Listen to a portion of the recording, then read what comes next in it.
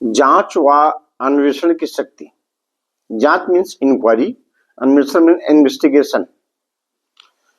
तो ये जैसे कोई दुर्घटना हो जाती है, कोई करप्शन होता है, कोई विवाद होता है, सांप्रदायिक विवाद होता है, या इस प्रकार की कोई प्रिय अप्रिय घटना होती है जो एबनॉर्मल सामान्यता से अलग होती है, तो वो घटना हुई क्यों, उसकी जांच के लिए जो है केंद्र सरकार को यह अधिकार प्राप्त है कि उसकी जांच के लिए एक कमेटी गठित कर दे, एक आयोग बैठा दे, तो वो आयोग से उसकी जांच करा सकती है। अब आयोग जो है अपनी जांच करने के बाद वो मौके पर निरीक्षण करेगा, लोगों को बयान लेगा और परिस्थितियां देखेगा, और वो उसकी पूरी रिपोर्ट जो है एक समरी बना के, एक संक्षिप्त बना के पूरी रिपोर्ट का वो सरकार को पेश करती है। अपनी आयोग अपनी जांच पेश करती है सरकार को। तो और उसमें उस जांच में और कारण भी और सुझाव भी आयोग देता है कि ये किस कारण से ऐसा हुआ, ये घटना किस कारण से हुई, और इसका सुझाव आगे निराकरण कैसे हो सकता है, ये आगे ऐसी घटना न हो, इसका क्या निराकरण हो सकता है। तो उस पे सरकार जो है उसको कंसीडर करते हुए, उस पर उसका परिशीलन करते हुए, उस पर सावधानी पूर्वक विचार करते हुए तो सरकार निर्णय लेती है कि इसके जो घटना हुई है उसके लिए क्या करना है, आगे ऐसा घटना न हो इसके लिए क्या सावधानियां बरतनी। तो ये जैसे 1890 में रेलवे एक्ट अधिनियम 1890 जो पास हुआ, तो उसमें केंद्र सरकार को एक शक्ति प्रदान की गई कि वह जांच आयोग बैठा दे, अन्वेषण कराए उसका।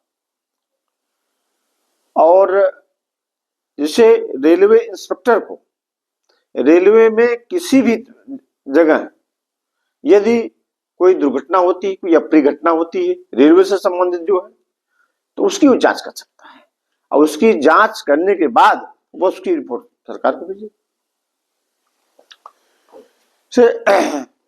तो जो जैसे कोई आपदा, कोई दंगा हुआ, कोई दुर्घटना हुई, कोई ऐसी अप्रिय घटना हुई कि जिससे जो है जो एबनॉर्मल सामान्य से अलग दिखाई दिया, तो उसकी जो है जांच जो है आयोग द्वारा गठित होती है, आयोग गठित किया जाता है, तो उसकी जांच कराई जाए। और जांच का मुख्य उद्देश्य होता है कि वह जो घटना हुई है किस लिए घटित हुई है, कौन कौन उसके जिम्मेदार व्यक्ति है, और क्या किया जाए कि आगे ऐसी घटना न हो, अप्रिय घटना ऐसी आगे न हो। जो उसमें दोषी होते उनको दंडित किया जाता है, आज पार्ला कानून के अनुसार, विधि के अनुसार उनको दंडित किया जाता है। दंडित करने के लिए संस्कृति आयोग करती है। जैसे सरकार जो है कोई आयोग गठित करती है तो किसको गठित करेगी, ऐसे नहीं किसी को गठित कर ले, वो एक जिम्मेदार व्यक्ति को, जिससे अपेक्षा की जाती है कोई जिम्मेदार है, एक जिम्मेदार व्यक्ति को, जैसे हाई कोर्ट के रिटायर्ड जज या सचिव स्तर का कोई, इस ढंग से जो जिम्मेदार व्यक्ति है उनसे जांच कराई जाती है, और उनसे अपेक्षा ये रहती है कि वो कायदे से जांच करेंगे और रिपोर्ट भेजेंगे। वो किसी के दुर्भावनापूर्वक या किसी के प्रलोभन में या किसी के दबाव में आकर जो है वो जांच प्रभावित नहीं करेंगे, जांच उससे प्रभावित नहीं होगी, उनके ऊपर ऐसा प्रभाव नहीं पड़ता, असामयिक असर, अनुचित प्रभाव, कि कोई ऐसा ना पड़े जिससे जांच प्रभावित हो जाए। तो ऐसे जिम्मेदार व्यक्ति को जांच के लिए सरकार जो है नियुक्त करती है। संसद ने जांच आयोग अधिनियम 1952 पास किया। 1952 के पहले सरकार जो है कार्यकारिणी पे छोड़ देती थी जांच करने के लिए। आप कार्यकारिणी पे जांच करने के लिए छोड़ देती थी, यानी एडमिनिस्ट्रेशन पे, प्रशासन पे, कि प्रशासन की जांच करे और रिपोर्ट सरकार को दे, लेकिन वो जांच निष्पक्ष नहीं हो पाती थी। तो संसद ने अधिनियम जांच आयोग अधिनियम 1952 पारित किया, जिसके अंतर्गत सरकार को ऐसी शक्ति प्रदान हुई, जिसका इस एक्ट में, इस अधिनियम में प्रावधान दिया गया कि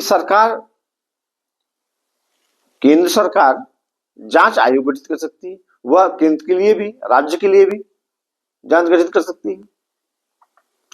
और ऐसी जांच कौन होगा, जांचकर्ता कौन होगा, आयोग का अध्यक्ष कौन होगा? तो एक कोई जिम्मेदार व्यक्ति, उसको आयोग का अध्यक्ष बनाया जाता है और उसमें तमाम और मेंबर भी होते हैं। ये अपनी जांच करके अपनी रिपोर्ट सरकार को भेजती और सरकार उसके अनुसार जो है कार्य करती, उस पर निर्णय लेती विचार करके। लेकिन 1952 के पहले ऐसा नहीं था। तो अच्छा, जांच के बाद फिर अन्वेषण होता। जांच और अन्वेषण में दोनों में थोड़ा सा फर्क है। ये प्रथम श्रेणी है, जांच प्रथम श्रेणी है, अन्वेषण सेकंड श्रेणी, द्वितीय श्रेणी है। इंक्वायरी मतलब इंग्लिश में कहते हैं, जांच को कहते हैं इंक्वायरी, अन्वेषण कहते हैं इन्वेस्टिगेशन। तो जांच जो होते प्रथम दृष्टया, किसी चीज की जांच जो है प्रथम दृष्टया प्रथम उसकी जांच की जाती है, अन्वेषण तो बाद में होता है। अब आज का सेशन हम इतना ही करेंगे। धन्यवाद।